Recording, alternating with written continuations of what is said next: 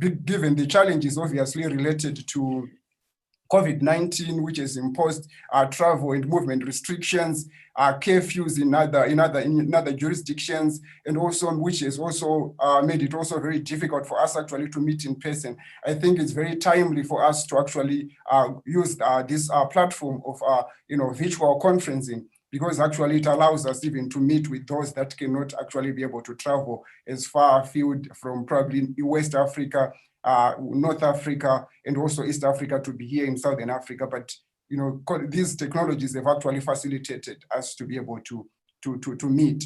So for the next 2 days, certainly we will be indulging ourselves in cutting-edge multidisciplinary research focusing on COVID-induced disruptions to the teaching and learning project across the world, but paying particular attention, obviously, to what has happened in Africa, where we are talking about a very complex and also ever-changing higher education terrain, especially in the global South. So before I allow us to start with this program, I just want to make a few observations which are very important for the for shaping the whole agenda that we are going to be dealing with for the next 2 days. The first issue that I want to just highlight is to say that what we have seen over the last 7 months, if you will, has been the fact that necessity is always the mother of invention. Because remember, when COVID-19 came, no one was expecting, higher education institutions to embrace, digital technologies into their teaching and learning curricula. Some, of course, they were trying. They'd already put infrastructure in place for them to be able to deal with this kind of a crisis. But what you certainly know across broad is that most higher education institutions in Africa generally were not prepared for this kind of thing. So we have seen an accelerated, use and also appropriation of digital media technologies by higher education institutions over the last 7 months, which has actually meant that they have had to put a lot of investments in acquiring state-of-the-art equipment, but also making sure that the infrastructure in terms of the databases, but also in terms of the technologies that are required to actually roll out successful e-learning programs can actually be acquired. And this has not been easy. In some instances, we've actually seen that governments have actually tried to chip in. In some instances, the corporate sector is actually coming on board and also added a few things by zero rating their products and also making sure that data is accessible generally to the ordinary student who cannot be able to access some of these digital media technologies that are required to be part of this kind of project. The next thing that I just want to flag is that what has been happening before this, this push that we have seen and this accelerated use of digital media technologies, especially in the higher education sector, we have seen that there's been what we call technological deterministic discourses that have been at the center of most of these push to say higher education institutions must be able to embrace technology. And the assumption has been that if higher education institutions can actually be able to embrace these technologies, they are going to be able to ensure effectiveness, efficiency in terms of the rollout of the teaching and learning project. But these technological deterministics assume that technology can actually accomplish things. And certainly these technological deterministic discourses certainly needs to be interrogated. And I hope some of the papers that are going to be presented in this particular conference are going to be able to deal with these kinds of issues, because there's been a tendency generally in scholarship to reify or to present technologies as the solution to our crisis. And I certainly hope that this particular session is going to be able to try and critique some of the technological deterministic arguments that have been put to the center. The number three, one thing that I also want to flag is one of the things that are very critical in this particular conference is that context matters. And I think this is very important. And I hope this is going to be foregrounded by some of our presenters today and tomorrow, because certainly what we have seen over the last couple of months is that context is always king. Context matters, because in as much as you may want to import technologies into a context, as long as the context does not appreciate and is not able to accept that kind of technology, it's likely to be resisted. And we've seen how certain technologies have been resisted. For example, in some contexts where we have tried to use maybe Zoom, but people don't have access to data-heavy technologies, or they don't have access to unlimited data or uncapped internet, it has become very difficult for those students and even lecturers to actually engage on those platforms. So context at the end of the day matter, because without appreciating the context, it becomes very difficult for you to actually roll out successful e-learning, strategies, and also e-learning, methods. So yes, some we have actually been able to roll out. For example, here in Namibia, we have seen that some universities have actually been able to continue with the academic calendar. In South Africa, the same has also happened. But I know in some countries like Zimbabwe, and in some countries like Malawi and Zambia, this has not been easy. It has not been an easy ride at all, because the situation certainly is different. So context is very important in terms of understanding the role of technology in these kinds of platforms where we find ourselves. So essentially, we have seen some universities actually continuing with the face-to-face, whereby they actually say, 1 week you are bringing first years, the next week probably are bringing second years, as a way of trying to circumvent some of the challenges that are inherent in terms of embracing this technology. So at the end of the day, the issue that I'm trying to hammer home is that context is very important when we look at e-learning technologies, and also e-learning methods that are being rolled out in universities in Africa. So we should not assume that one-size-fits-all strategies are going to help us. One-size-fits-all strategies certainly are not going to help, because some universities are more advanced in terms of embracing technology. Some countries are also advanced in terms of embracing technology. So yet some are still yet to get to accept and also embrace new technology. So this creates a situation where context is the thing that becomes very imperative. And then the other thing that I just want to say, which is number four, in terms of my point that I just want to flag as I welcome you to this inaugural conference, is to say that the impact of COVID-19 on higher education is likely to have far-reaching impact on assessment and even teaching research methods. Certainly, this is going to be seen. That we are increasingly going to be able to see a situation where how we assess our students online is certainly going to change. And already, I think there are concerns that we are likely to produce students that probably are going to be masters in terms of copying and pasting things from Google and then submitting to lecturers, because there's no adequate supervision, there's no adequate monitoring and evaluation to see whether students actually, they are ones that are actually behind the copy that they are submitting to you. So the assessment strategies in a context where you are teaching people that you don't see face to face, I think it becomes very imperative to look at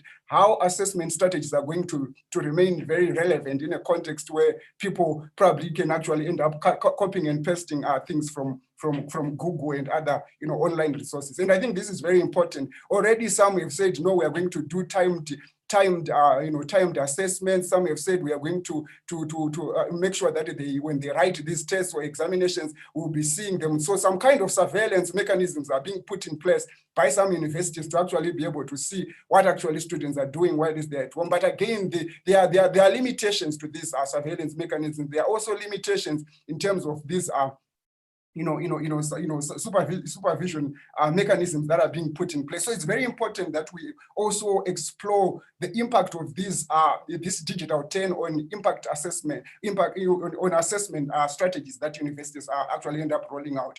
And then the other issue that I just want to, which is number 5, is to say, I think what we have learned over the last 7 months is that there is need for co-creation of solutions, rather than where university administrators impose solutions in terms of saying you need to embrace digital technology, or you need to embrace technology so that you can continue with the teaching calendar. I think there is need for co-creation of solutions here, where university lecturers are also brought on board, where students themselves through the student representative council are also brought on board, where also academic academic, administrators are also on board, but also where even, external stakeholders, parents and other, relevant institutions are also brought on board so that we can have co-created knowledge rather than just having solutions that are coming from one center of power, which at the end of the day creates a situation where it's very easy for those kinds of solutions actually to be resisted by the stakeholders. So in a nutshell, I'm saying technologies on their own certainly are not enough. And we have seen that in as much as you may have the best technology, but if your students cannot access the technologies, it becomes worthless. So technology on its own, even if the university does have the infrastructure, it is actually not, it's not enough. And therefore, we need to have other supporting, infrastructure that can actually enable this e-learning, projects that we are trying to push. And then probably as a parting shot, I think what has actually happened over the last 7 months has shown us that we, even as lecturers, are also in a precarious position, not only in terms of our jobs that are on the line, but also certainly what is coming to the fore is that we are increasingly going to find a situation where we are going to be employed on part-time, on contract basis rather than on full-time basis, because it has become very clear that you can actually work from wherever you are. You can work from here in Namibia and teach at Harvard as long as you can actually be able to wake up at that time to do your lecture and then get paid for it. So casualization of higher education workers certainly is going to be one thing that we need to look out for going forward. You are not going to remain in full-time employment where you have all these, benefits and all these kinds of things. Certainly the higher education sector has pretty much been disrupted. That's what I want to say. I think with those few remarks and few observations that I've just made, I think I wish you all a pleasant and also enjoyable and very engaging discussions going forward. I look forward to hearing more from the presenters that we have here. And I certainly want to just assure you that we are already working with one or two reputable publishers. Here we are talking about Palgrave Macmillan and Routledge in terms of actually coming up with an edited book version out of this conference. So certainly those who are going to have their papers selected for that, I wish you also the success, all the success. Those who are not going to be part of the book, don't be disheartened by that. There are always other opportunities and other platforms where you can always share your research. All the best. Thank you so much. And I wish you all the best with this conference. Over to you, Dr. Oyo. Thank you, Dr. Mari, for that. We would now need to move into the first session. I acknowledge the presence of Dr. Elena Madila. She's also one of the conference organizers whom we were working with in order to come up with this. So without wasting much time, I leave this time to Dr. Helen Venganai, who is the session chair of this morning, to guide us through the presentations and the discussions thereafter. These presentations. Over to you, Helen Venganai. Thank you very much, Dr. Oyo, for those remarks, and Dr. Mari as well. I welcome you to this first session, and I'm going to avoid video because I don't trust my network. And I think that is one of the challenges of also holding an online conference when we are in different contexts where we may not have, proper network. So I will let each of the presenters in the sessions before they go on their presentation to say their names, because I would not want to mutilate people's names or mispronounce them. And I'll also say as you can see on the program, we're supposed to have 4 presentations, but I think I'm told the first presenter will not be presenting in this session. So we'll have hopefully the 3 presentations. And then I would ask people to reserve questions and comments until after all the presenters in the session have completed. If you feel that you may probably forget what you want to say, you can also use the chat platform to post your comments or questions so that we can always even read when we go to the discussion forum. So I think the first presentation now is what is written as the second presentation on the program, which is on challenges and opportunities faced by Zimbabwean universities in administering teaching and learning on virtual platforms. So I'll leave this to the presenter.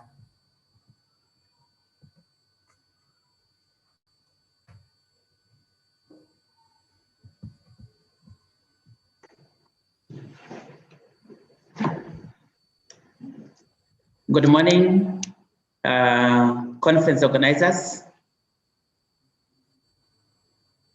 I think, I hope you can hear me.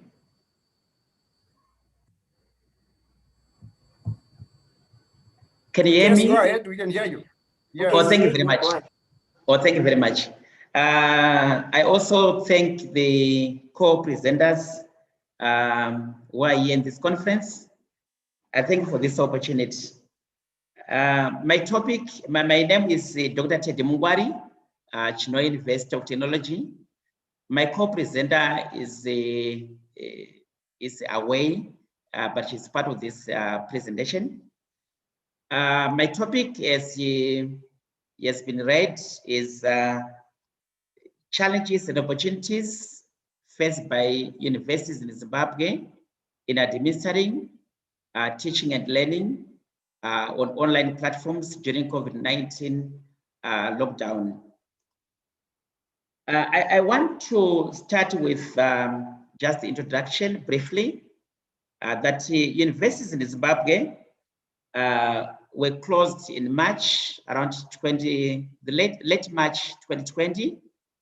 And there was partial reopening virtually there about late May. And then still there were still far-reaching restrictions in terms of social distancing and observing World Health Organization regulations. Can the presenter share the screen? You have no presentation to share? And no. Oh, okay, go ahead. Okay, thank you. And so what happened is that during that confusion time, whether there was going to be an end of the lockdown, there was a bit of uncertainty then in Zimbabwe as far as the higher education is concerned. And so there was just preparation to deliver online. Lecturers were trying to rethink and reimagine possible technology to use and how to prepare the content and in what format the content was going to be. It was just going to be trial and error. And then from the oppositions we made is that there was lack of content, pedagogical content and knowledge competences there. And so the lecturers, most of them, they were not prepared actually for the online teaching. Very few were prepared in the competencies and so on.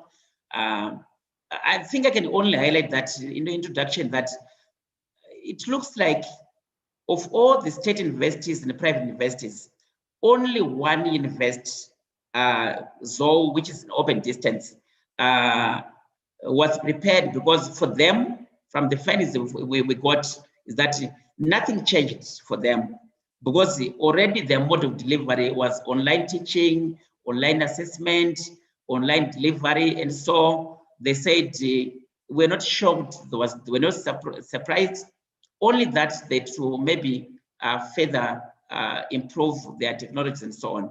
But for the rest of the universities, there was a challenge in terms of pedagogical implications and competence were concerned.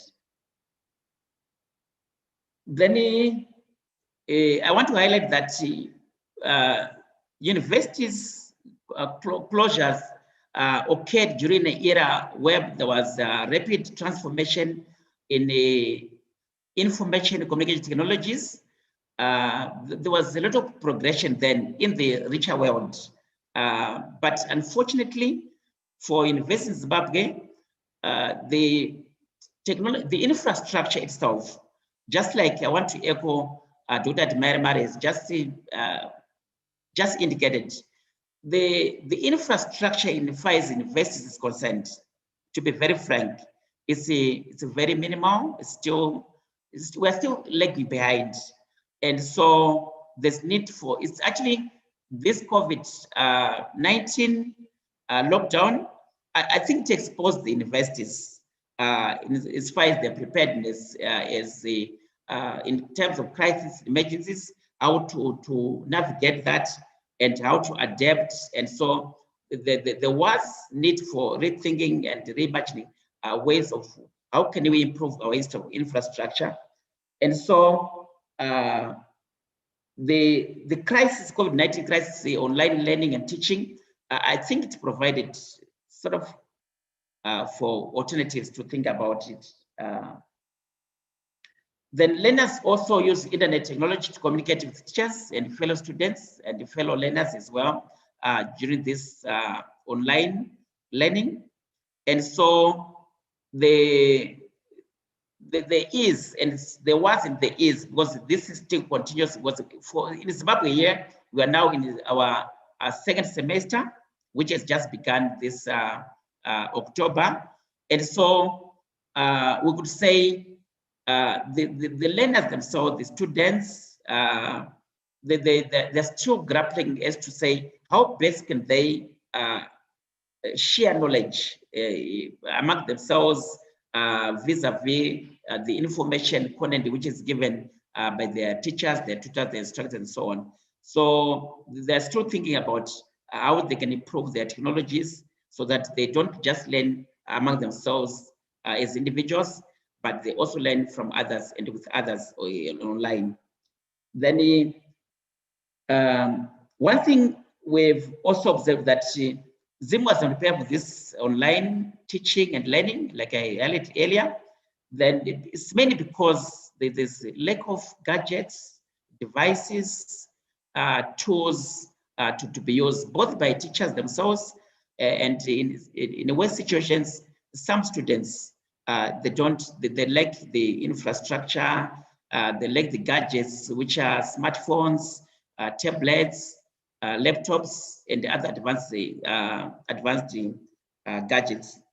And so for them, it's a big challenge. And we observe that in trying to create knowledge content sent to them, some students would take time to respond, to give feedback, and they would say they didn't have a smartphone, so they had to borrow from their siblings or parents and so on, and so on.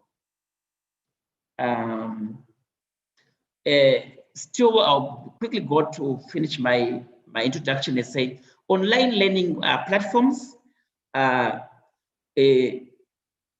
We think that the best way forward is for the teachers to ensure that as part of their planning, the preparation, and the design for the content, the knowledge they want to give the students, is that the design itself should be student-centered design, whereby so we think of the students, their situations, and so that we think about how are they going to learn, in what way that they're going to learn, how are they going to benefit, so that they don't lose out as others with the advanced technologies would improve. So it has to be student-centered rather than teacher-centered type of design.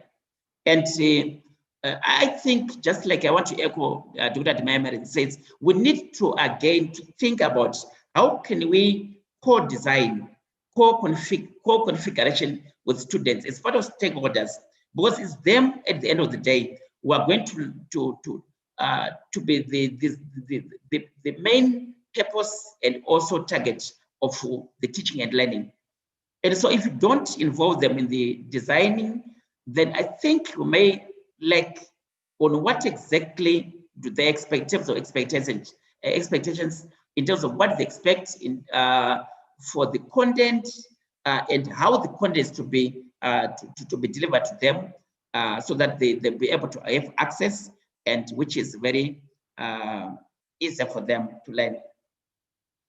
And so as part of that design, I think many teachers, many instructors, many lecturers, they thought of using both approaches, synchronized platforms and asynchronous platforms, which I will elaborate later, so that at least for students who may not have gadgets and technologies which will allow them to have live lectures, synchronous, real time, they can also learn benefit through asynchronous platforms and environments, such as WhatsApp, and also pre-recorded videos and audios, and those lectures will be sent to them on different platforms. So those are going to be some of the platforms which are being used. Then research methodology. This paper is largely, I would say, purely qualitative design. It's exploratory. It's mainly descriptive study, which thrives on content analysis of data, which was gathered.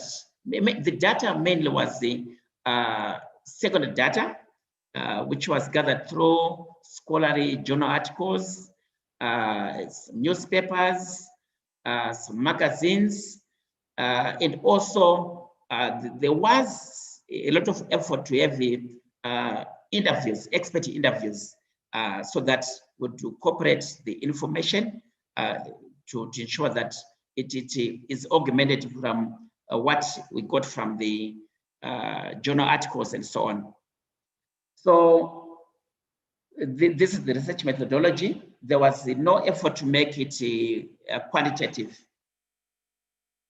So findings and discussion. The Ministry of, if you look at the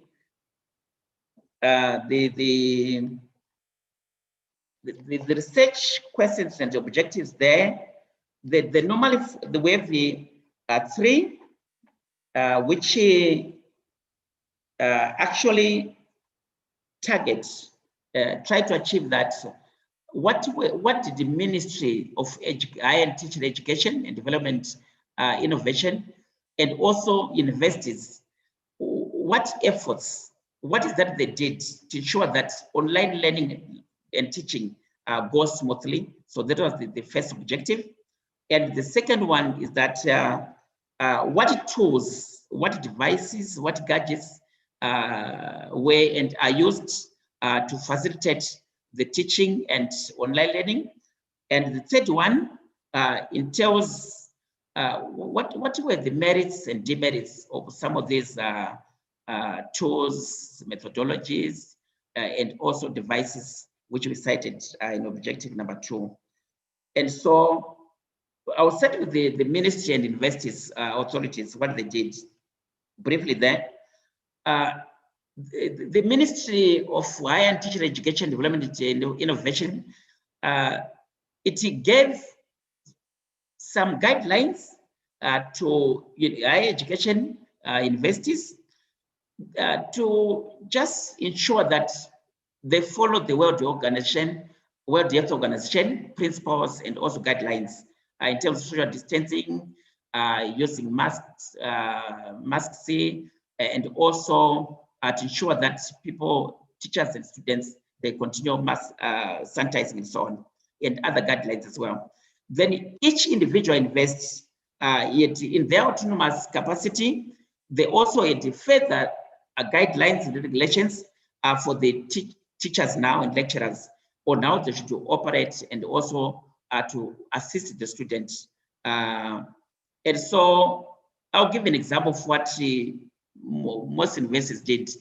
They to work, management, to work with the information communication technology as a directorate, then they ensure that lecturers were actually interacting with the students wherever the students were. And for them, for management in the ICT, through ICT, they to ensure that they check on the student portal, to check whether course outlines were sent, whether assignments were sent on the student portal, and those lecturers who had not done that according to the timelines which were given, they'll be quickly reminded. We noticed that such a program, such a module, yes, no, is not yet online, a portal and so on. So there was a lot of pressure and to ensure that the lecturers were actually doing the work, they were actually interacting and doing a service to the students. And so that helped a lot, because like I alluded earlier, there was unpreparedness in terms of the lecturers. There was confusion. Should you continue teaching? What exactly are we going to do to navigate through this? And so serious teaching in many universities in Zimbabwe, it actually started late June. That's when serious teaching was started. And so they started giving assignments through different platforms, email, and also sometimes some used actually WhatsApp to send assignments and activities. So, like I said, the universities were caught unaware by the pandemic. And like I alluded earlier, Zoom, Zimbabwe Open University, was an exception. For them, they said the learning continued as usual. So they continued to give, and they still continue to give their students mode of learning and teaching through online. And from what we assessed is that they actually use mainly synchronized platforms, so that there's more active interaction between the teacher and the students. So they use the video conferencing. They also said they use the Google Chats and also Blackboard for students to send messages and also to send postings, and many other latest platforms like Zoom, which is also, they said Zoom is very expensive in many cases for the students, particularly those who come from low socioeconomic status. You are left with 5 minutes. Okay, thank you very much. Yes. Okay, thank you. So I will say that the tools which were mainly used were for teaching and learning were Zoom, Google Hangout, Blackboard Collaborate, Google Classrooms, WebQuest, and online sites there. WhatsApp was used, like I said, especially pre-recorded lectures would be sent on WhatsApp, the audios, particularly for the students who had many parents and guardians and also foster parents. When COVID-19 struck, initially, they thought students and children should go to rural areas. And so many students at university, they'd gone to rural areas, very few remained in the urban. And so the main model of teaching and education was through WhatsApp messages. Very few would use YouTube, Google, and also even synchronous methods and so on. So asynchronous methods were the main mode, and that's still the main mode of delivery. Let me quickly go to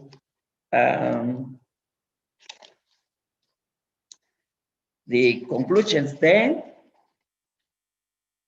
but I'll just highlight a few things on perceptions.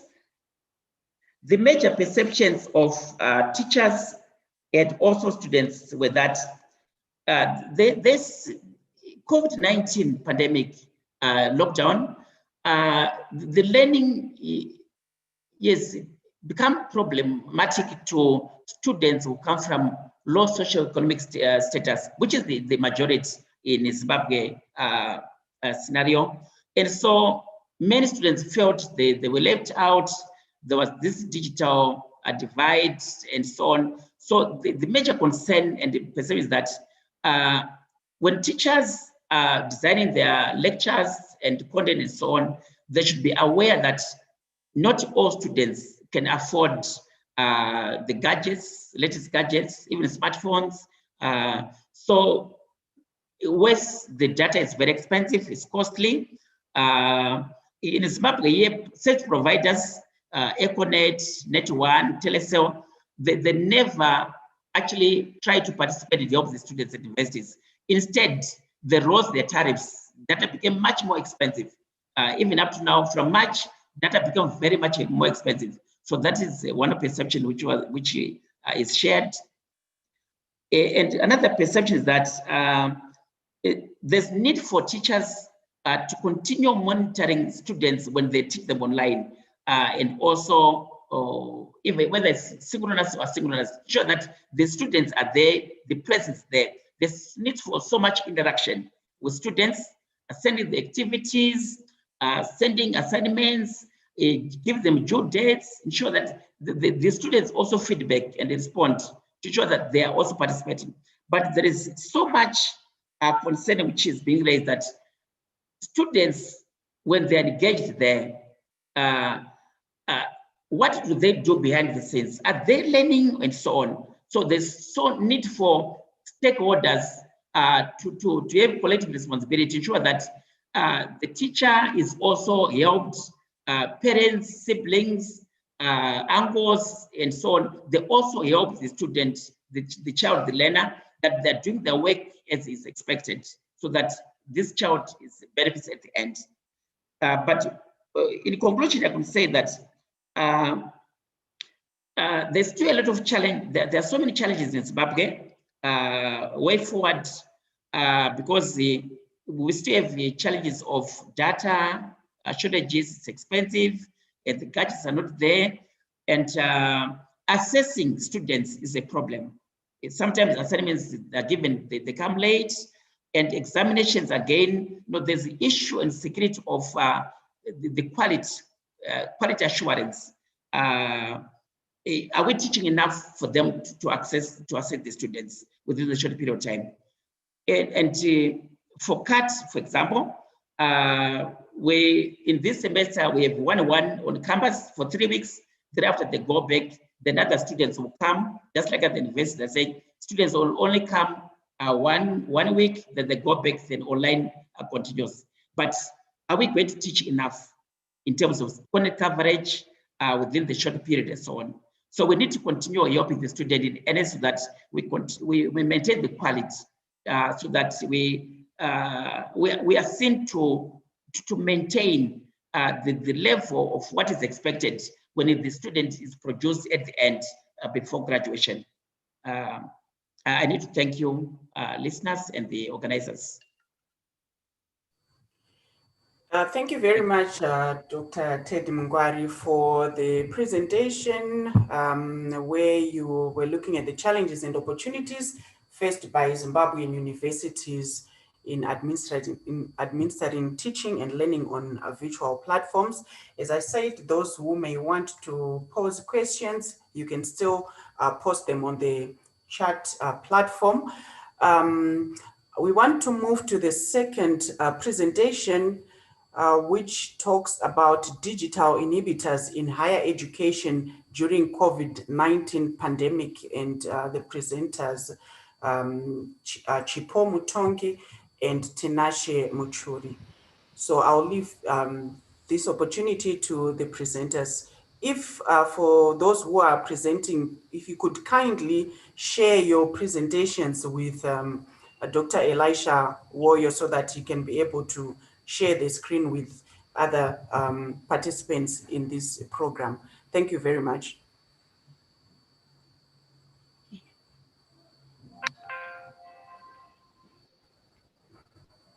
All protocols observed. The future is not ahead of us. It has already happened. Unfortunately, it is unequally distributed among nations, organizations, industries, and individuals. Why? Because of the aspect of the have-nots. because of the center periphery model. Those from the center would actually have lesser digital inhibitors, but those from the periphery would have more digital inhibitors.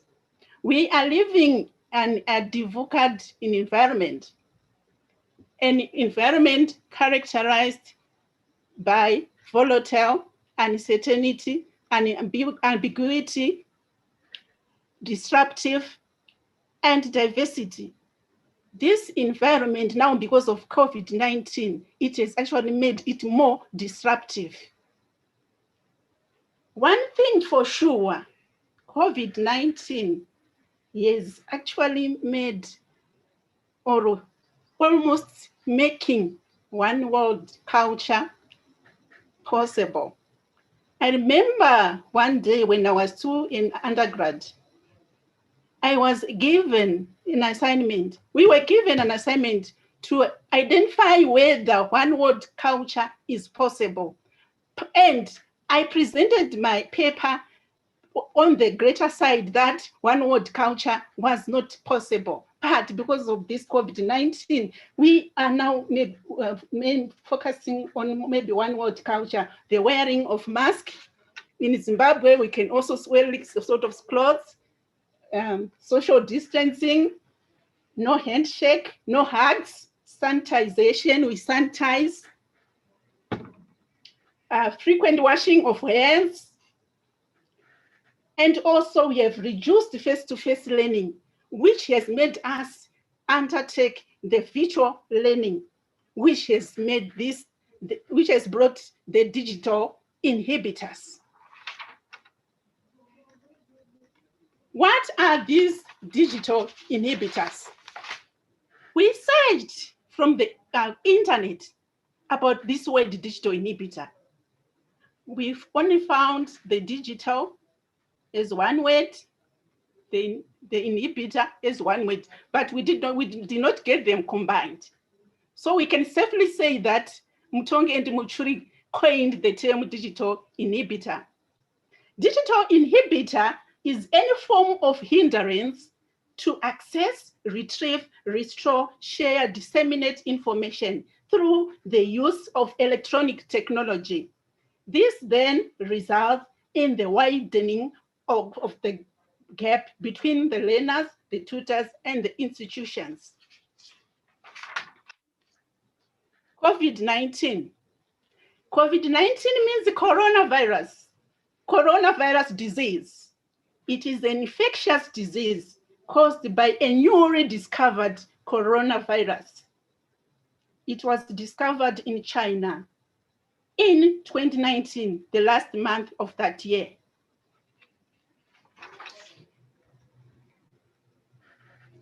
A lot has been written on the COVID-19 issues, but nothing so far has been written with specific reference to digital inhibitors, the word digital, the phrase digital inhibitor. There were also studies on challenges of e-learning. A study in Ghana was carried out whereby they focused on challenges in e-learning in tertiary institutions, but they focused on students. This study is focusing on both the students and the lecturers. Methodology. We used interpretivism philosophy, qualitative research, descriptive design, convenient sampling, purposive sampling, but we were using Web 2.0. We were using the digital, the social media.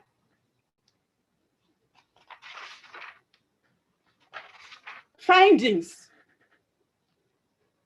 The findings were from the lecturers and the students from the universities in Zimbabwe. So this study is delimited to Zimbabwe. Accessibility was a major finding. Availability of those gadgets, appropriate gadgets, compatible gadgets. There was unavailability of those gadgets. Accessibility was difficult. Connectivity, internet, very difficult to connect. Wi-Fi, very expensive. Strength of bandwidth. Social. As you can see, this lady wants to get to the free Wi-Fi, but because of the steps, she cannot. I can imagine a lecturer sending a video, but what about those who cannot see? I can imagine a lecturer sending an audio. What then happens to those who cannot hear, the hearing impaired? So there's need for the inclusion. I can imagine even those with slow learners. The social inhibitor also included the aspect of families. Lecturers were saying that they were failing to conduct these Google Classrooms at home because of the children. They'll make noise. They'll come to say, "What are you doing, Mom?" Then there is also the geographical inhibitor. There were some students who indicated that they failed to submit their assignments because of the remote area they were living. For example, there were network challenges. Economic. There is hyperinflation in Zimbabwe. There's no money for these expensive data. Money to buy data, money for transport to go to the campus where there is free Wi-Fi. Legal. The legal aspect has also inhibited. Because I remember at one time, because of the Web 2.0, they used the power of the social media. There was actually one day a shutdown. There was a call for shutdown in Zimbabwe, which was actually propounded by even Mawarire. And the following day, we were made that these Web 2.0 components were no longer working. The Facebook, the WhatsApp. And also the legal, we're told that one is supposed to have one EcoCash line, of which we use that EcoCash to transfer money to buy the bundles.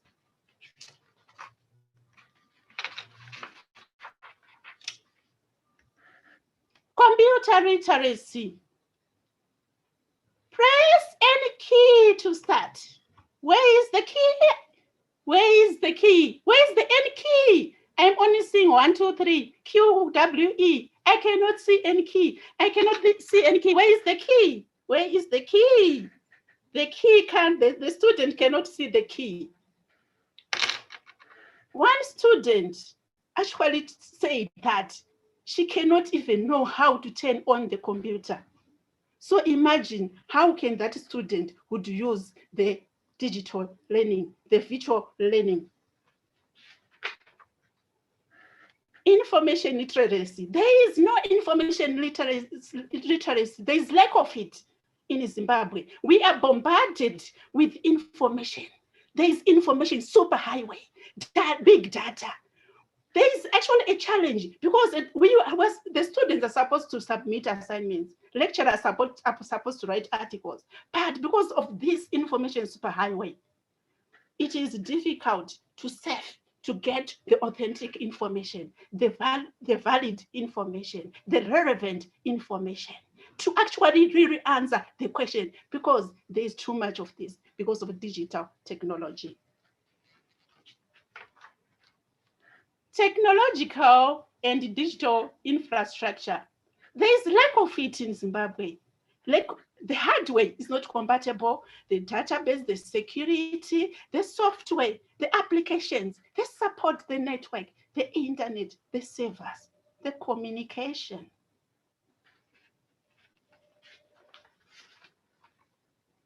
Discussion. From all the digital inhibitors, most of the lecturers and the students were pointing to all those mentioned inhibitors. Some would actually point to 3. And also they were saying that they were caught unaware. They were caught unaware and they were not trained. They were just made to actually use this online learning, but they didn't know how to use them. Recommendation. ICT should be regarded as a basic necessity, not a luxury. We need to revisit Maslow's hierarchy of needs and put ICT as a basic physiological need there. ICT should actually be made free for all. Wi-Fi should be made free for all. Catch them young. We need to introduce our children to this digital technology. Even that pregnancy, you need to connect it to the technology. The children, let them play with those computers. Let them play with the laptops. If you're afraid, because it can be inhibitors where they can actually break them, you can buy them the computer toys, the laptop toys, the cell phone toys, so that they become customized to the use of those gadgets. Formalization of homeschooling. Because of this COVID-19, we found that homeschooling was actually the norm. Some of the children would actually improve. I can give an example of my child. She improved because I was actually assisting her as a mother. So there is need for formalization of homeschooling. Information literacy. Because of information superhighway, there is now need for the information literacy skills to be taught from the kindergarten level. Digital inhibitors in Zimbabwe include accessibility, connectivity, social, geographical, economic, legal, computer illiteracy, lack of information, lack of training. I thank you. Thank you very much, Dr. Chipo, for your presentation. And I think those two presentations were looking at the Zimbabwean context. And we were hoping to also get insights from different contexts outside Zimbabwe. But unfortunately, the other presenters who were supposed to be part of this session are not ready for the presentations today. But we'll just have to have discussions around the two presentations, which have got some similarities, especially in terms of the findings. So, you could see that, there were a lot of challenges that were highlighted by both presenters, which is also about lack of technological gadgets and issues of connectivity, issues of computer illiteracy, and issues of accessibility, and also the issues of how do we then negotiate between access to technology and also, to make them accessible to students with different disabilities. So this was, I think, an eye-opening presentations. And I'll now invite those who are with us now to pose your questions, to make your comments. I see others are just thanking the presenters on the chat box there. They are thanking the two presenters for the presentations. So I'm waiting for those who might have questions. You can raise your hand and you can unmute and pose any questions.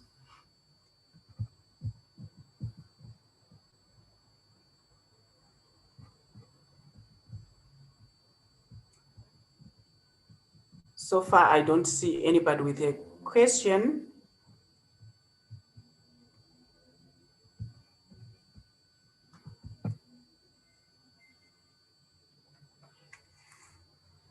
Okay, I think let me just pose one question as I wait for others to also pose their questions, and this one is directed to the first presenter, Dr. Ted Mngwari. Probably if you could elaborate on, I think you spoke about, on your methodology that you did secondary data collection, and then there was a time that you mentioned that you made efforts to have interviews with experts. Probably if you could elaborate on who did you conduct interviews with, and how many were they students, were they lecturers? That didn't quite come out clearly. So I would ask Dr. Teddy to elaborate on that. Okay, thank you, Ma'am Helen Wanganai. The expert interviews we conducted, I think there are about 10 from different universities, but 4 of them were from Zimbabwe Open University, because the expert interviews by definition is that they look at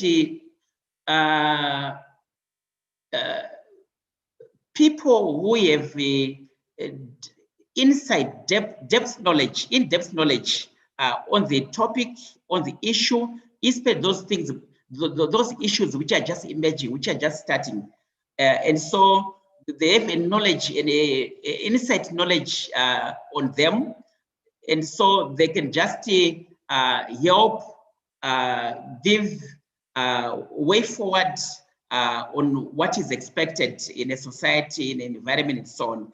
And so we delivered these expert interviews through email. We sent the questions through email, and there was a response. But what we didn't do was to have the interview responses being taken as verbatim. We did not do that. We had to just analyze them, and so we actually analyzed the extra interviews, then edited them to suit the paper on what we expected. Then I think on the content analysis is what we looked at to analyze the different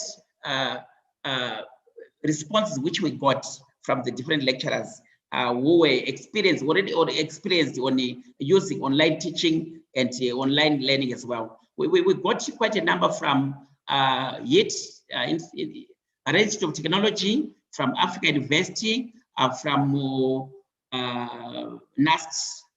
There were people already, lecturers already, were quite advanced in using online teaching, and so they helped us what is expected as a way forward, even post-COVID, post the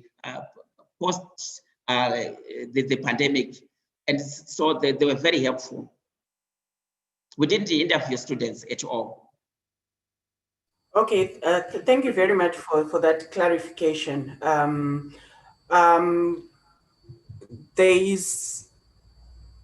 is another question or comment from Caroline Lunga, who says, thank you, Dr. Mtongi and Dr. Mngwari, for presentations. To Dr. Mtongi, what have been the attitudes like towards moving to online, especially by lecturers?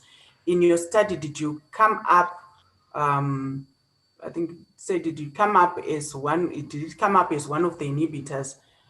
So the attitudes towards moving to online, what were the attitudes towards moving to online, especially by lecturers themselves? Okay, there was actually the greater part of the lecturers.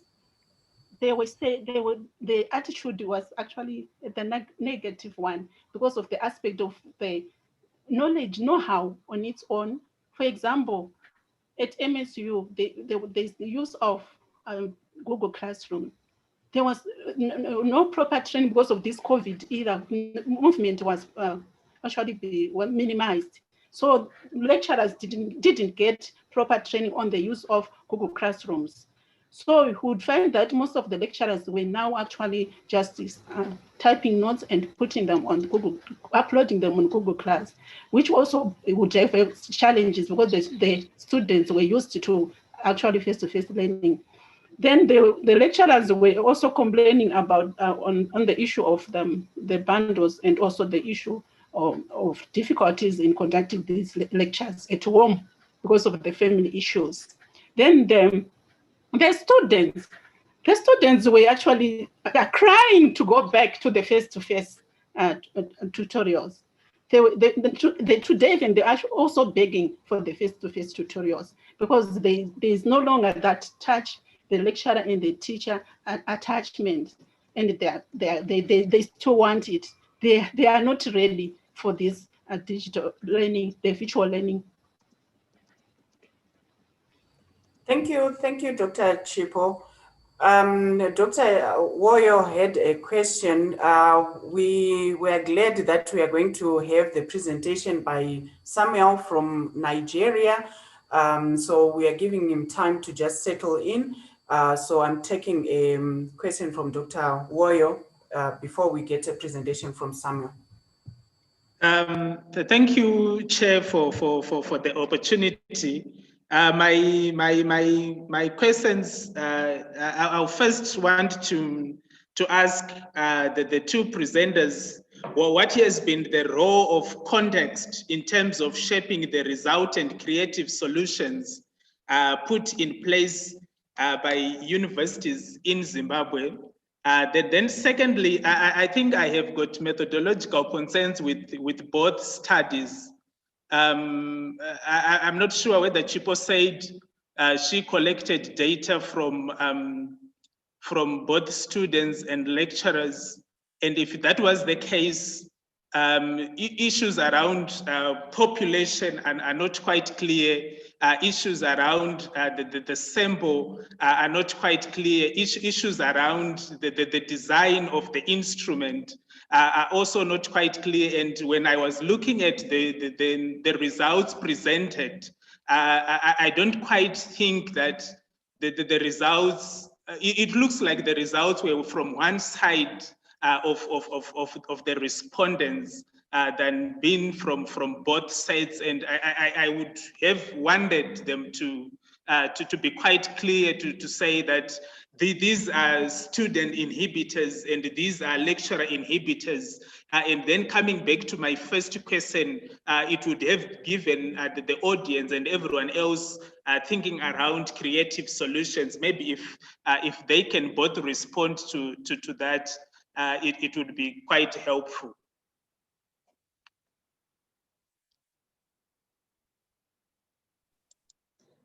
Thank you, Dr. Woyo, for the questions. I think I'm going to respond to the first question. In terms of the context, actually, if you look at the topics of the challenges and opportunities, I didn't quite highlight the opportunities that were created. They were just implied in my explanations. The context in the Zimbabwean situation is that it exposed, COVID-19 actually exposed universities that they were not prepared for any eventuality, and that they were not prepared to use any form of delivery except the traditional pedagogy of face-to-face lectures, having the live classes and so on, campus and so on. And so that in itself, it gave a challenge to universities, management and teachers included, that we need to quickly adapt to new methods of delivery, new methods of teaching students, new methods of even assessment, new methods of ensuring that we designing the content itself, and in what way are we supposed to package the content to reach the students who are I say are because they're still there, who are scattered in every part of the country. So that was an opportunity to say, let's rethink, let's reimagine in our design for content.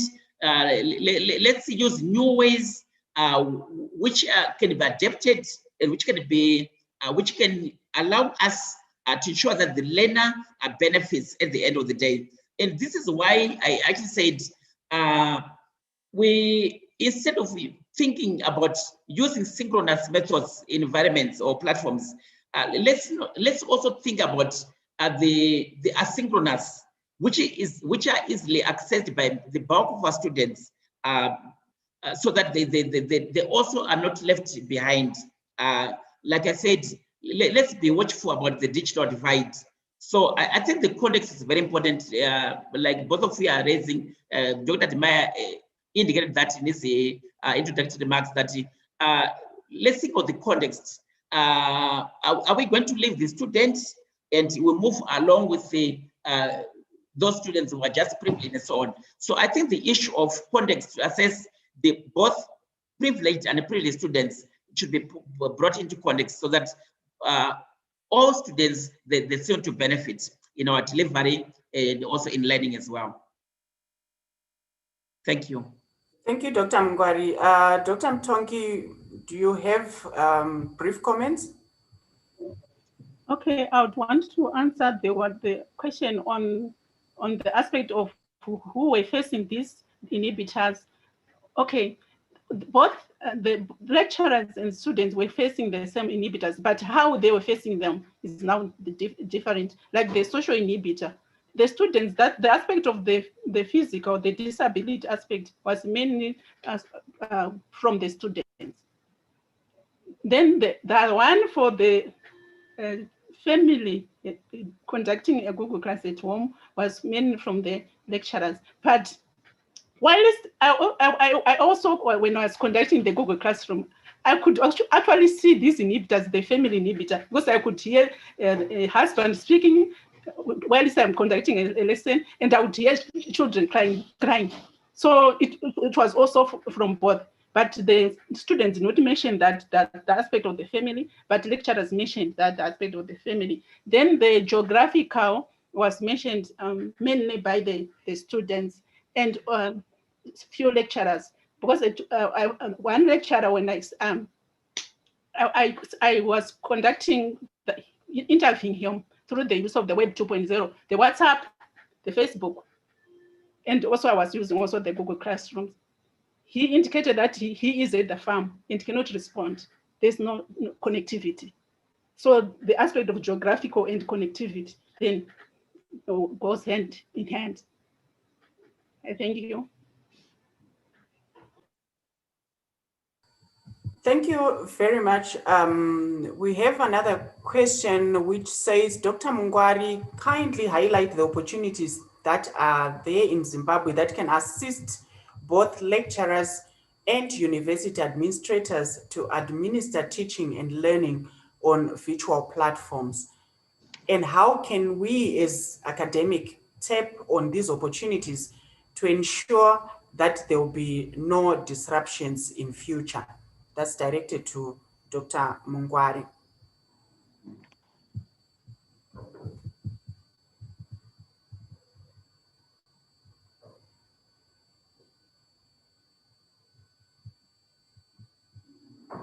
Could you unmute your mic, please?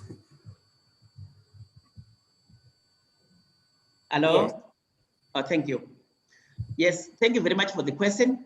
There are quite a number of opportunities which have been opened up by this pandemic and crisis.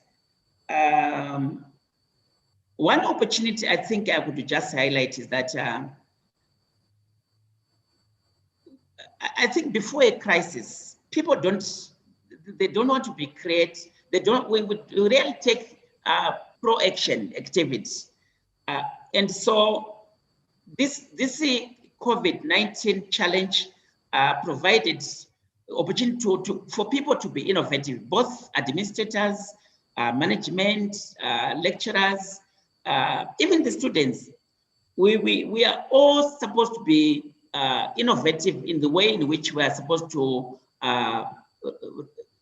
teach and also learn in the context. And so the opportunities include for the teacher, the modes of delivery, and also one gap I've realized that teacher training, lecturers, the competence we have, the skills we are supposed to have in terms of technology, we lack, we've been exposed. And so there is need, I think, I can recommend heavily that teachers should upgrade themselves insofar as pedagogical competence are concerned in terms of technology development. So we don't need to lag behind. I know sometimes because of age, people, they resist, they don't want to change, they don't want to learn new things. But I think there's a new way, an opportunity for us to learn new things quickly and to accept that there's a gap, there's a need, we want to learn there. And so we need all to adapt and embrace the changes of learning. So the mode of delivery and the materials to be used, the tools, the gadgets to be used for teaching and learning, we need to upgrade those. Finance permitting, I would wish to see that all students, whatever backgrounds, they should all have the latest gadgets, electronic gadgets, smartphones, which are compatible for security, for whatever software which can be installed in their gadgets, whether it's a laptop, whether it's a tablet. They must have the latest gadgets so that they use the software for receiving content, either synchronous content or asynchronous content. So that's an opportunity for us. And this is a call for government institutions to help the students, and also lecturers as well. We need those gadgets to. And again, we have different alternatives to explore in terms of delivery. Like I said, instead of being teacher-centered, being egoistic, say, I am the content creator, so it's me who decides to design the way and the method and the mode it's supposed to go. We need to stop being selfish. There's need for a co-creation, co-design, co-configuration of the content itself, and also the mode in which it has to be delivered to the receiver, who is the learner, the student. And so that's an opportunity to accept that we are not, we don't own the content, we don't own the design. We also should accept what suggestions. We need to listen carefully from what students wish in terms of expectations, what they expect in terms of content, and how is that content supposed to be delivered to them. So if you listen, the better. And so we keep on adapting each time. No, the semester just started. And so by the time we end the semester, we need to have improved a lot in terms of the design, the activities we give. So it's about the opportunities again is about how much and in what form are the activities we are sending the students, and in what way do they reflect the desired goals and objectives in our learning situation. So there's a lot to learn. It's continuous learning. I'll have to cut you, Dr. Mungwari, because of time, to allow the other presenter to share his presentation so that he can also get some insights from the other participants. Thank you, Dr. Mungwari.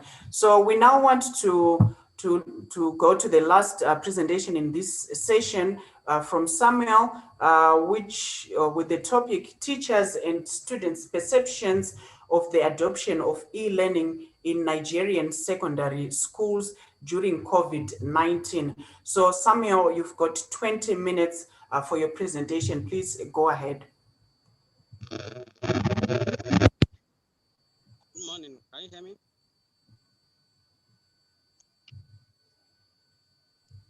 We can barely hear you.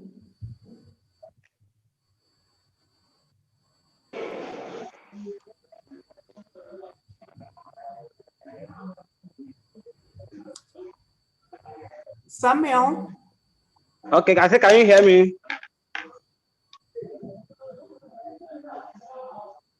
Hello.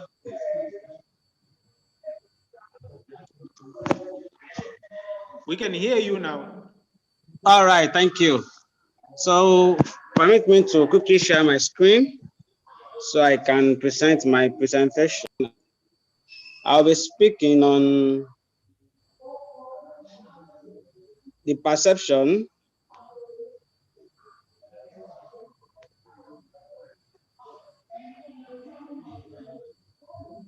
just a minute, please.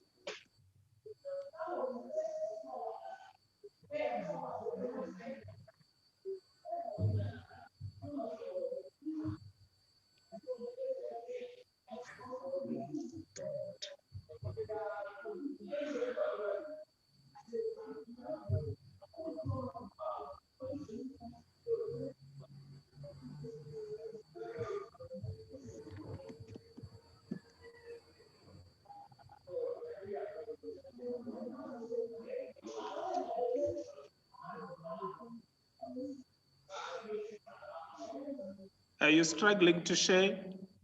Yes, that's a problem. Okay. Can you send it to me so that I share it? Okay, I will send it to you, sir.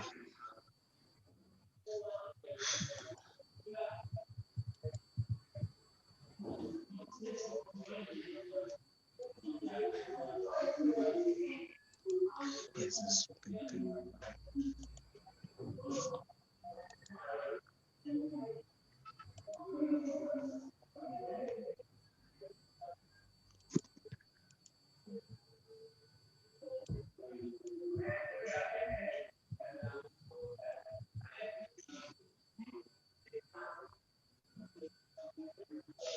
Okay, let me just present. I'm sorry for the delay in the sharing of the screen. I'll be presenting on the teacher's perception on the use of e-learning during this COVID-19 pandemic in Nigerian secondary schools. We all know that COVID-19 has affected a lot of institutions and also sectors in our country and also other parts of the world. And also, education was one of the institutions that was affected first because they have to lock down the schools, lock down so many things. And then the question arose that how are we going to engage our learners? But in Nigerian secondary schools, we majorly do face-to-face learning. That is what is predominant in the country presently. And e-learning is something that is just introduced during this pandemic.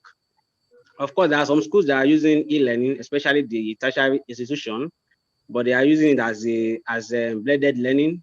They mix it with face-to-face learning. But because of this pandemic, most of the schools were forced to move to e-learning. And as the former presenter said, it's really exposed our lapses in the country and also in the educational system of the country. And for secondary school students, we see that most of this learning is done via face-to-face. So the challenges now arose. How are these students going to cope? Even the teachers, how are they going to use this platform? And we have so many platforms that is being used during this pandemic. We have the Google Classroom, we have WhatsApp, we have the Telegram, and so many. But the one that is more prominent in secondary school that they use that's really supported the activity is the Google Classroom. And fortunately, I'm also a teacher in the secondary school, and we use Google Classroom in our school also. And as the methodology of the study will go, I use a descriptive design method for my design, and then in which I use two major schools in my area here in Ile-Ife that really engaged in this online learning. And I use 20 teachers as sample and also 150 students for the sample of the study from 2 schools. And I have 2 instruments that I use to conduct the exercise. I have the teacher's opinion on e-learning and also have student perception on e-learning. And I use 4-point Likert scale to rate the response of the participants, so that this one will allow me to scale. The reason for using this is to scale is to avoid the tendency towards the midpoint response in the commonly used 3 or 4-point scales. And from the results, it shows that the idea of e-learning is largely welcomed by teachers. It is largely welcomed by teachers. They really enjoy the mode of passing instruction to students through the online platform, because they see it as an alternative to face-to-face learning. And also, students were also impressed with the platform because it also helps them to interact with each other. Also, it helps them to get more materials from the net apart from the one the instructor or their teachers is giving them. And also, we have it also increased the interest of the students in studying during this pandemic. It really arose their interest in studying because they have more materials to relate with. They have more instructional materials to see on net. And contrary to study that was carried out in 2013, 2014, that majority of the students do not have gadgets. In this modern ages, in this century, in this year 2020, this research exposed that most of these students, secondary school students, have their gadgets which they use to participate in this online learning, like phones or their laptop. So this shows that gradually the people are getting, they are embracing the online learning and using of internet. And in conclusion, without wasting our time, the conclusion of the study is that teacher and students shows positive response to teaching and learning, but they still prefer the use of face-to-face classroom interaction of learning, because the question arose that the interaction between teachers and students is not that cordial.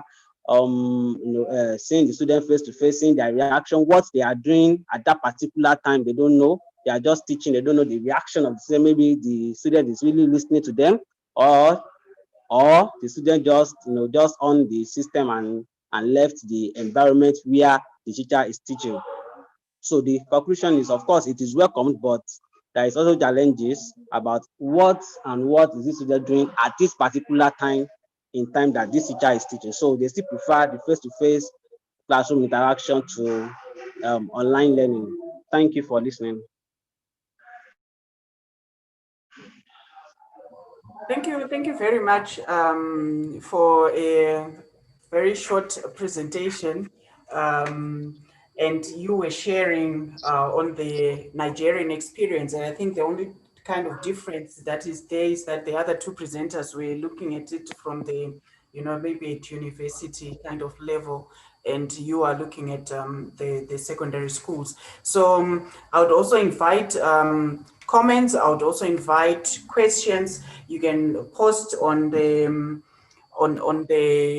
chat platform if you've got any questions to Samuel on what is presented on. Since we had also given people an opportunity to post questions to the first 2 presenters. So I await people's comments and contributions. So while I'm waiting for those comments and questions, I'll go back to the chat. I think there was another question which was directed to Dr. Mutonki, which says that based on your study, if you are asked to give advice on how to overcome digital inhibitors and minimize their effect on teaching and learning in Southern Africa, what strategies can you give? And this is directed to Dr. Mutonki.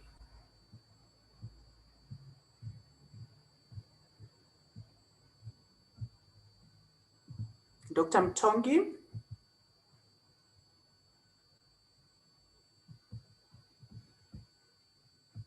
Okay, so she may have disappeared. Can I come through, Doctor? Okay, that's fine. Hello? Hello, you are hearing me? Yes, we can hear you. Okay. All right. In order to overcome the digital divide, I said we need to catch them young.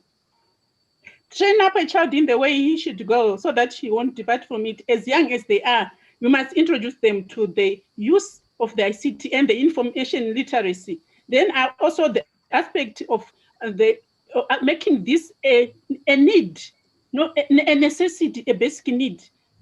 We need to make it a basic need, not a luxury. The digital, the ICTs, it's actually like food, like bread. The ICTs are now like bread. So we need actually, we need to make these gadgets affordable, free to all if possible. Then also the aspect of training, even the lecturers should be trained to the use of these Hello, thank you. Okay, thank you, Dr. Mtwangi. We have a question for Samuel. And it says, what analysis did you use? How did you arrive at the sample size of 20? How big is the secondary teacher population?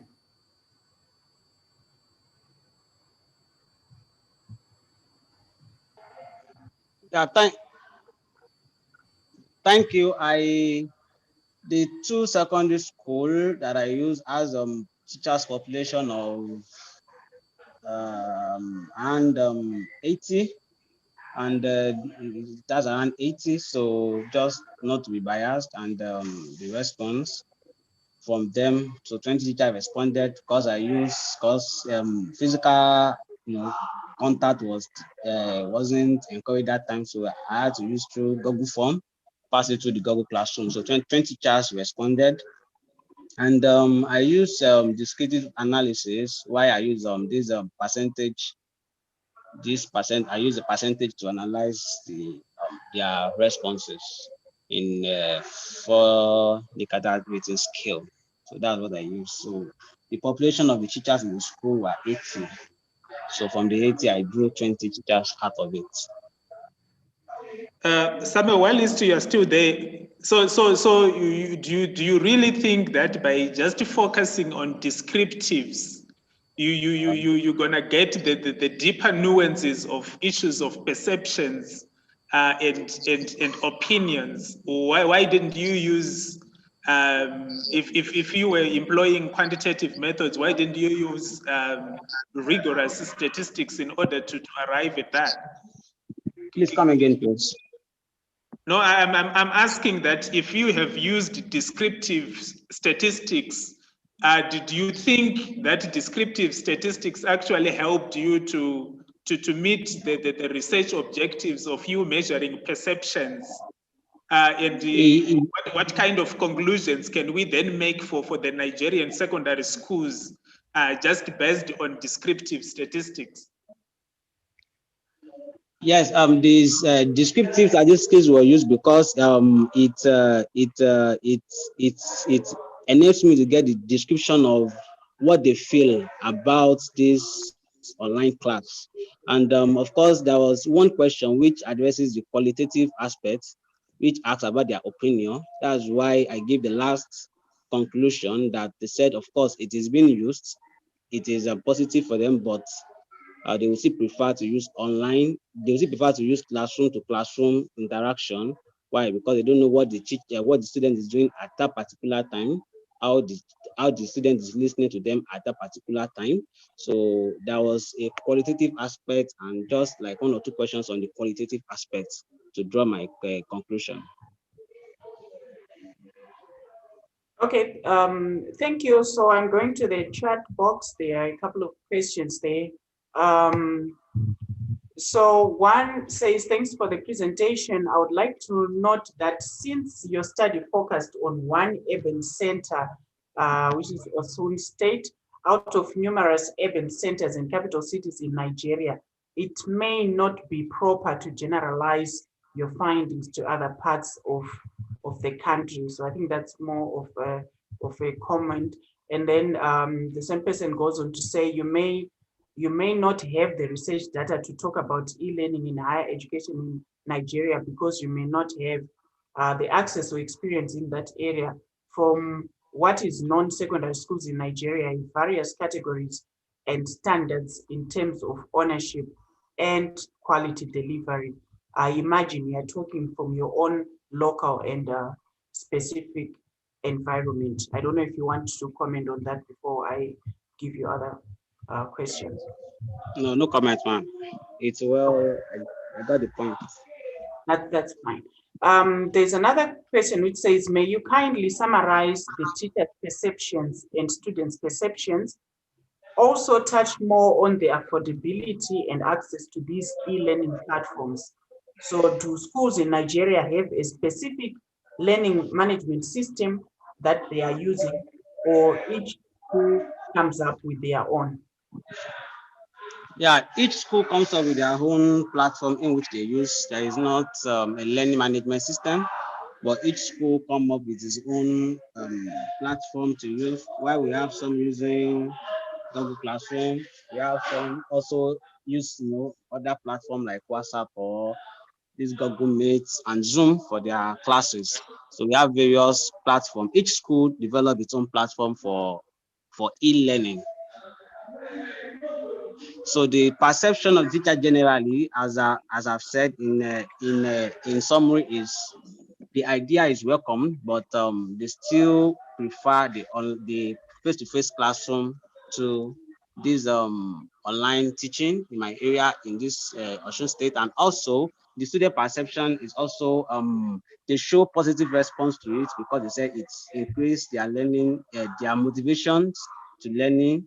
It's increased their motivations to learning, and also it enables them to look for more materials online on what has been taught rather than only their textbooks and what the teacher is giving them. Thank you. Okay, thank you. I see Sandra had hand up. Thank you very much. I am directing my question to, I didn't get the name because my network cut, but the lady that answered previously around starting children early in terms of using ICTs. Can she provide insights on where teachers can strike the balance? Because there's also a body of research that is finding that introduction to ICTs too early hampers some of the fine and gross motor skills that children need to be able to do well later on in life. So the introduction of screens, for example, to read versus physical books, there seems to be contention as to the wisdom of that. The research around children needing to play physically with things as opposed to sitting behind a screen to learn. There's a bit of contention on that. So can you provide insights on how can teachers strike that balance, given that the research seems to contradict each other? Thank you. So that is directed to Dr. Mutongi.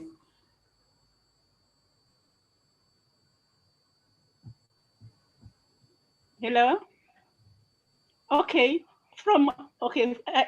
These findings are actually contradicting, because I can also use an example of my children.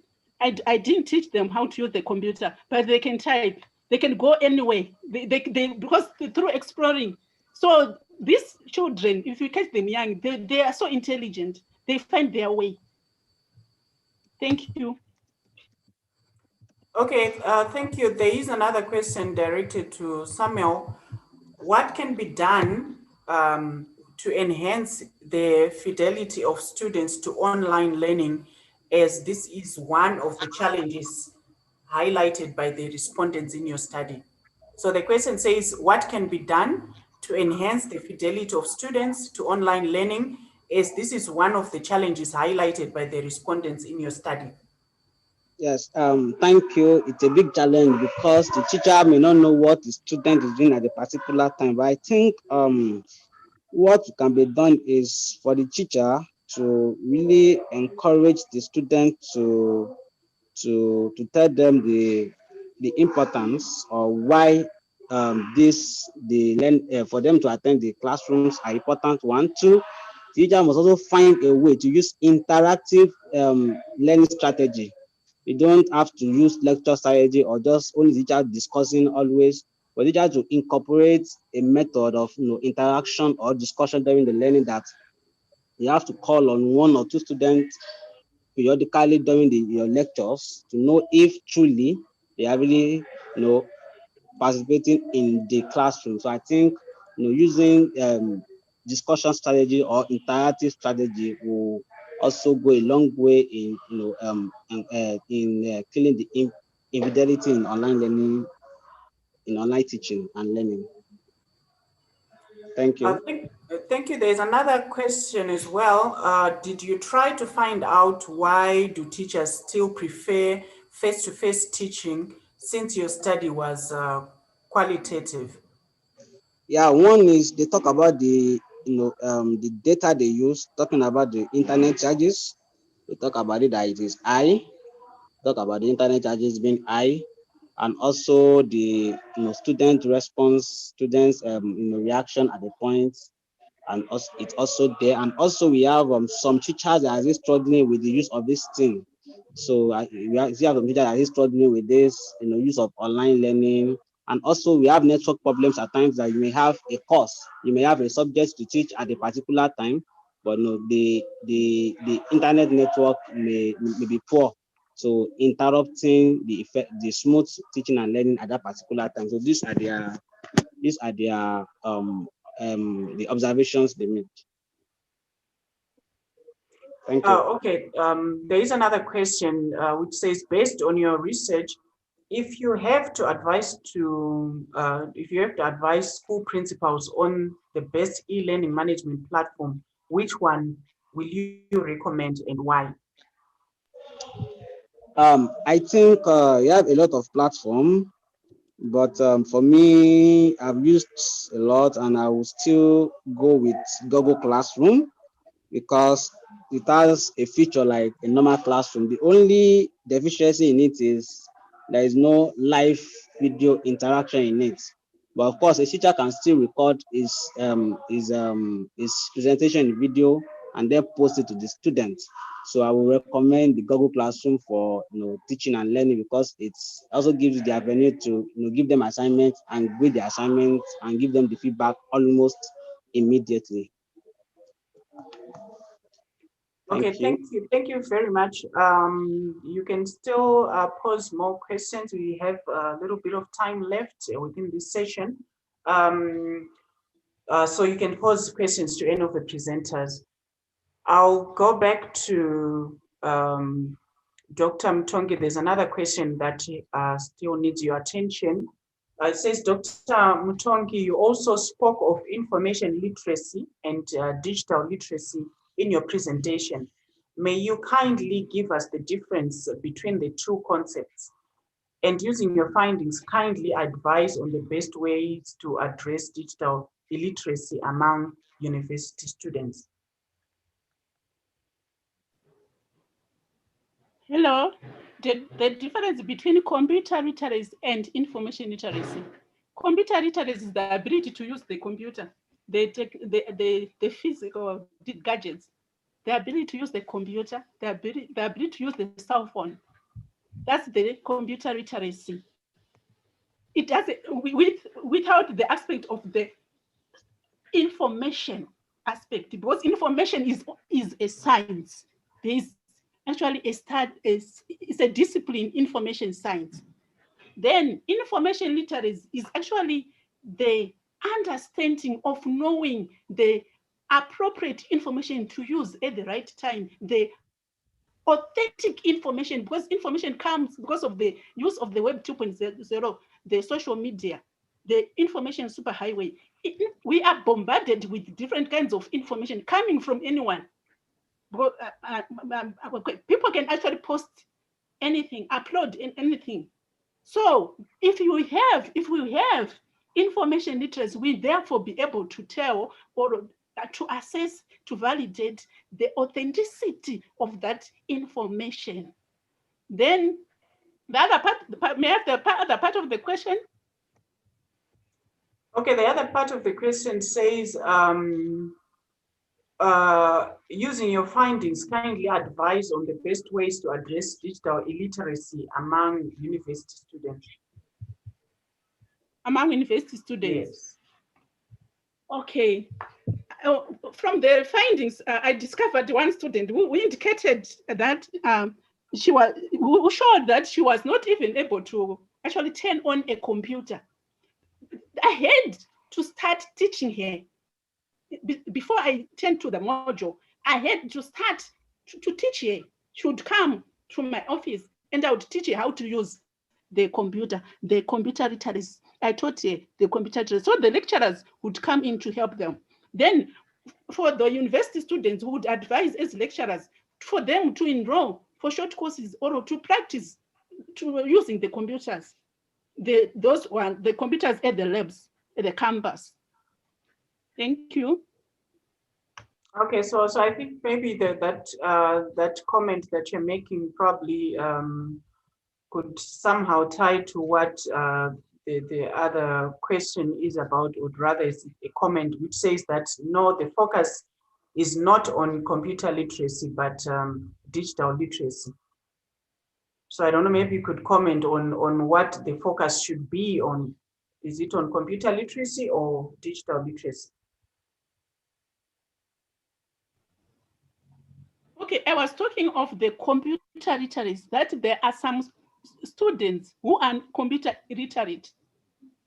I got to know that there are some students who are computer illiterate. Then the other challenge as well is the information literacy, how to get to know the relevant information to use. The computer literacy is the ability to use the computer.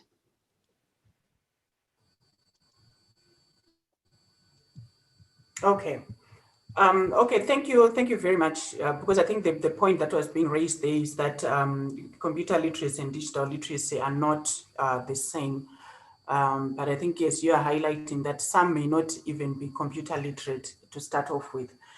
So thank you very much for the presentation and the comments. I don't see any other comments or questions coming from the other participants.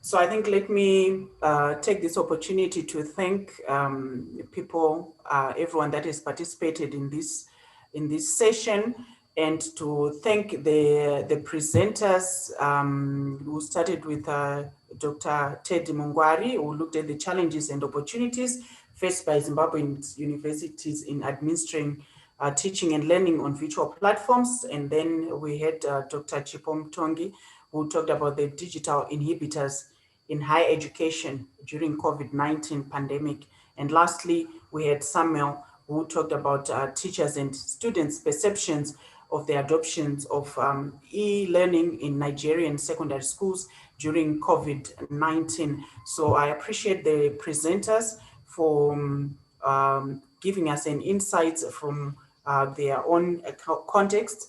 And I also appreciate everyone that has posed questions and comments and every contribution in this session. I thank you, and I'll hand over to Dr. Woy. Thank you, Dr. Helen Wenganai, for coordinating this morning's session. I think someone watching from YouTube is saying, I think this is directed to Samuel. My contribution on the current presenter was talking about Google Classroom. Google Classroom now allows video interaction through Google Meet with students. So it is just working like Zoom. So I'm sure it's just a comment to Samuel.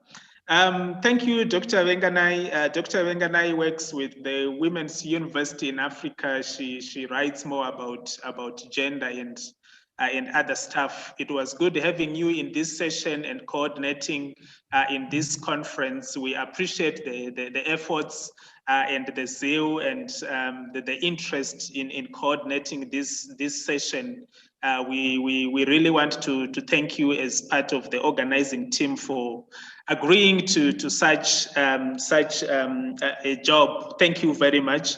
It's about 10 minutes to 11. I think on the program, we're supposed to take a comfort break at 11 o'clock. So I would suggest we take that comfort break now. It's about 10 minutes to 10 minutes to 11. Then maybe we come back, let's say 5 minutes past 11 or 10 minutes past 11. Maybe we want to take some coffee or to just stretch before we go into the next to the second session. So let's take a comfort break. We come back at between 5 minutes past 11 and 10 minutes past 11. Then we will be able to start with the second session. So please stay tuned, stay logged in, just stretch, and please be back between 5 minutes past 11 and 10 minutes past 11. Then we will be able to resume the next session. Thank you very much.